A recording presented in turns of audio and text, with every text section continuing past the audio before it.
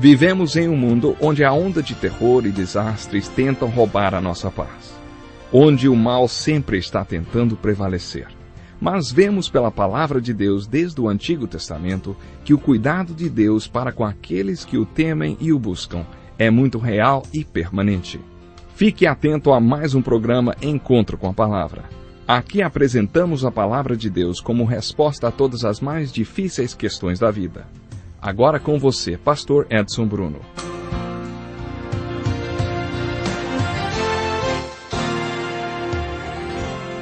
Seja muito bem-vindo à continuação do estudo do Evangelho de João, versículo por versículo. É uma alegria muito grande contar com a sua participação. Vamos começar abrindo nossas Bíblias no capítulo 7 de João, versículo 25. João, capítulo 7 e versículo 25. Mas, antes de lermos o texto bíblico, quero fazer uma pergunta. Você já parou para pensar nos diferentes métodos de ensino de Jesus? Em tudo que ele fazia, havia um ensinamento. Nele estava a vida, e esta era a luz dos homens. Ele ensinava através dos seus sermões e pregações, através de parábolas, de tantas maneiras, mas ele também ensinava através das conversas que tinha com as pessoas.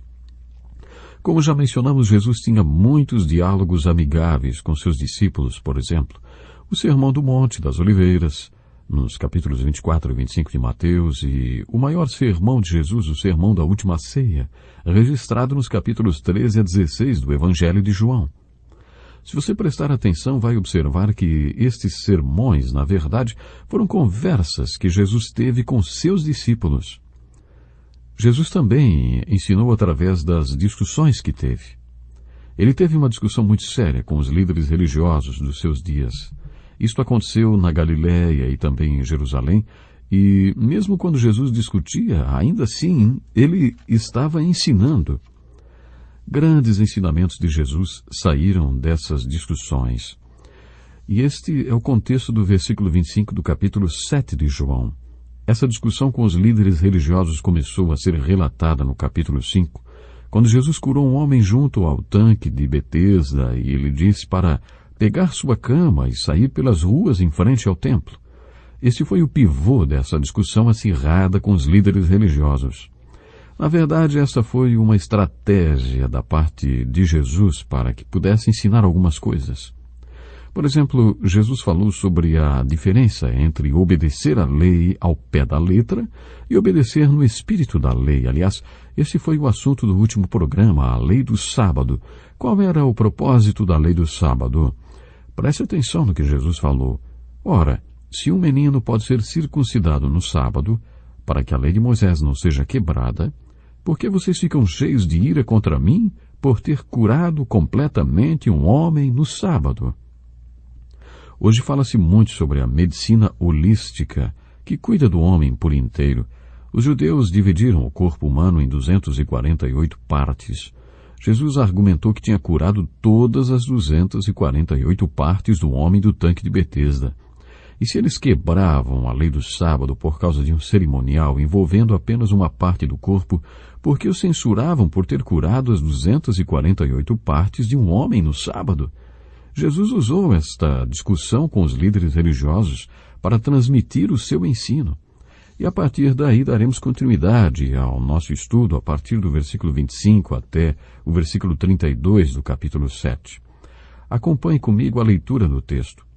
Diz assim: Então alguns habitantes de Jerusalém começaram a perguntar: Não é este o homem que estão procurando matar? Aqui está ele, falando publicamente, e não lhe dizem uma palavra.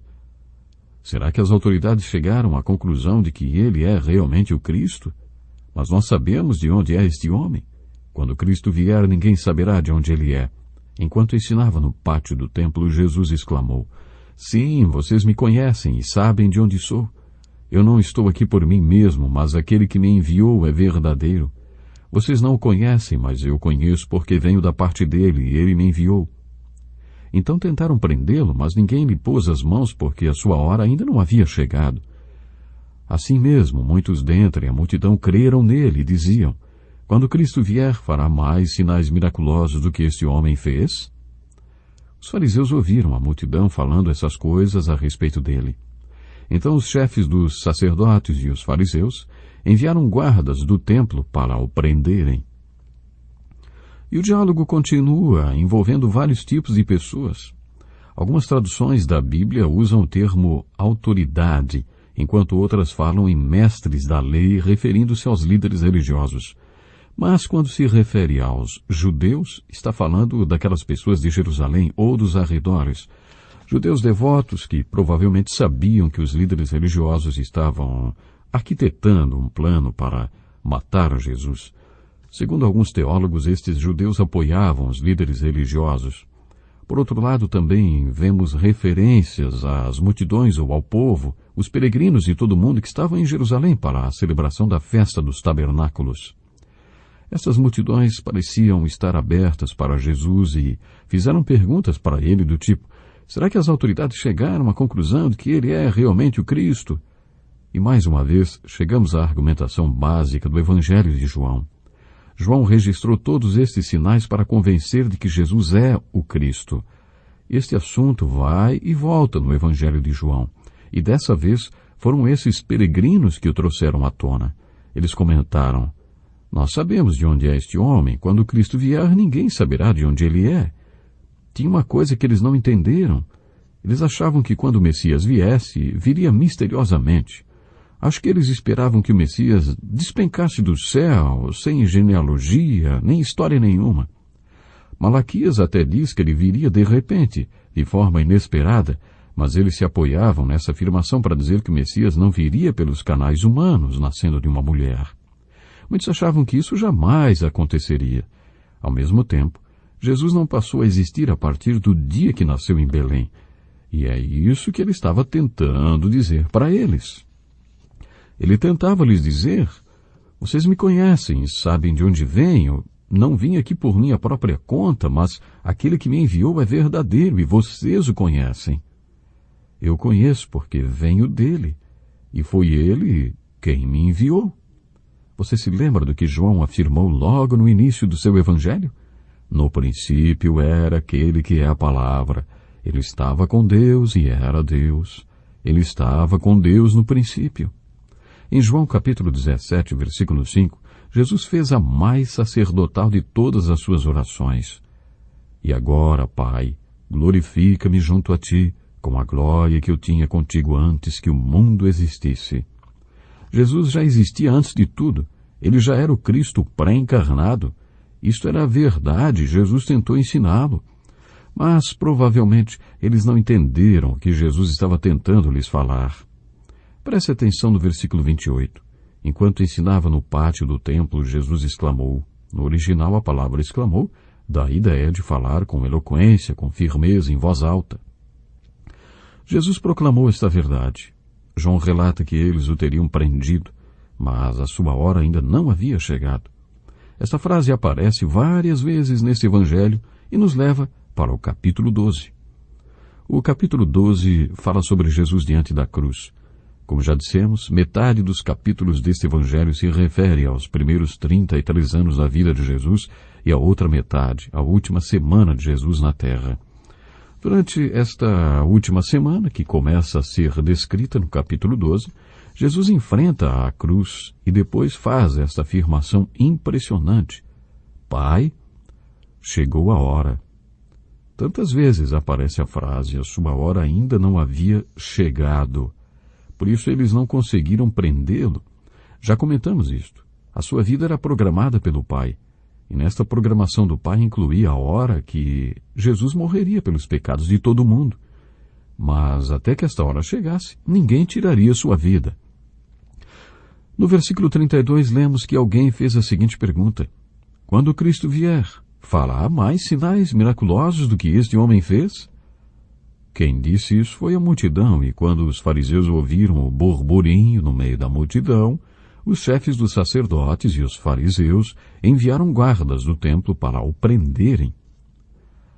Agora vamos avançar um pouco e ler os versículos 45 e 46, que diz assim: Finalmente os guardas do templo voltaram aos chefes dos sacerdotes e aos fariseus, os quais lhes perguntaram: por que vocês não o trouxeram? Ninguém jamais falou da maneira como esse homem fala. declararam os guardas.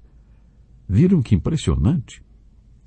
Você já parou para pensar o que seria ouvir uma pregação de Jesus? Eu gosto de ler sobre grandes pregadores e suas pregações. Gosto especialmente de ler sobre pregadores do século XVIII como George Whitefield, Wesley, Jonathan Edwards. Sim, eu gosto de ler sobre a vida desses pregadores. Quando George Whitefield pregava, uma multidão de 30 ou 40 mil pessoas se formava em um campo aberto porque não havia uma construção que pudesse acomodar tanta gente. E como esse homem pregava! Dizem que ele tinha a aparência de um anjo. Uma vez um fazendeiro da Nova Inglaterra o ouviu pregando e disse: senti um aperto no coração e me ajoelhei. E quando me dei conta, estava chorando, confessando e me arrependendo dos meus pecados. Sabe, pregar e ver almas serem alcançadas. Esse é um fenômeno fascinante. É algo maravilhoso. Imagine homens como George Whitefield e Jonathan Edwards, pecadores nas mãos do Deus Todo-Poderoso, e as pessoas grudadas nos bancos das igrejas, ouvindo a pregação e temendo escorregarem para o inferno. Creio que o segredo da pregação deles era a unção eletrizante do Espírito Santo que tinham. Quando as pessoas os ouviam pregar, ficavam boquiabertas com a pregação. Sim, a unção do Espírito Santo fazia parte da vida desses homens, em cada momento.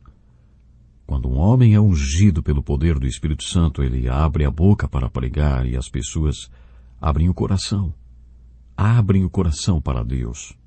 Imaginem aqueles discípulos, imaginem aquelas multidões ouvindo o próprio Jesus pregar. Jesus Cristo, Filho do Deus vivo. Gosto de observar aquela oração que já lemos aqui, em João capítulo 17, no versículo 5, quando Jesus diz: e agora, Pai, glorifica-me junto a Ti com a glória que eu tinha contigo antes que o mundo existisse. Sim, Jesus já existia antes de tudo. Ele já era o Cristo pré-encarnado.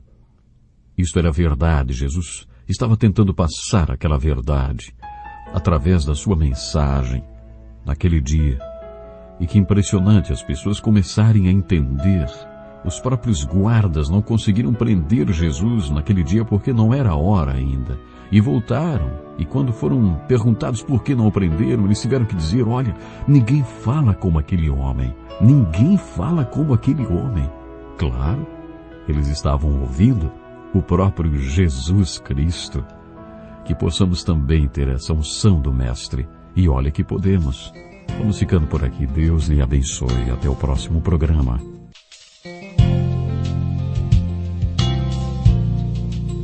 Que lição importantíssima. Obrigado, pastor Edson Bruno. Prezado ouvinte, coloque em prática o que você ouviu aqui. Sem dúvida, sua vida será grandemente abençoada. Este é um estudo escrito pelo Dr. Dick Woodward, na voz do pastor Edson Bruno. Escreva-nos e solicite o material. Nosso endereço é Encontro com a Palavra, Caixa Postal 2011, CEP 89201-970, Joinville, Santa Catarina. Até o nosso próximo encontro com a Palavra.